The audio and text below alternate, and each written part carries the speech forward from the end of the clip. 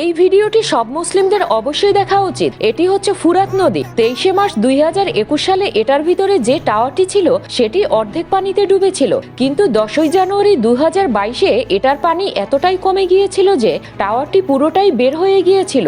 আর এখনকার অবস্থা দেখলে তো আপনিও চমকে যাবেন, কারণ যখন 15ই আগস্ট 2023-এ এটির উপরে জরিপ করা হয় তখন টাওয়ারটি পুরোটাই পানির বাইরে চলে এসেছে।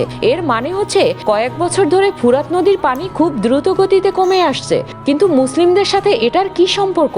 হ্যাঁ, মুসলিমদের সাথে এটার সম্পর্ক আছে, কারণ এই ফুরাত নদী শুকিয়ে যাওয়া মানে কিয়ামতের বড় আলামতের ভিতরে একটি। প্রিয় নবী হযরত মুহাম্মদ সাল্লাল্লাহু আলাইহি ওয়াসাল্লাম ইরশাদ করেছেন, ততক্ষণ পর্যন্ত কিয়ামত সংঘটিত হবে না যতক্ষণ না ফুরাতের পানি শুকিয়ে যায়। এখন রিসার্চারদের রায় হচ্ছে 2040 সালের ভিতরে ফুরাত নদী পুরোটাই শুকিয়ে যাবে। বন্ধুরা, বুঝতেই পারছেন কিয়ামত অতি সন্নিকটে। লাইক শেয়ার করতে ভুলবেন না।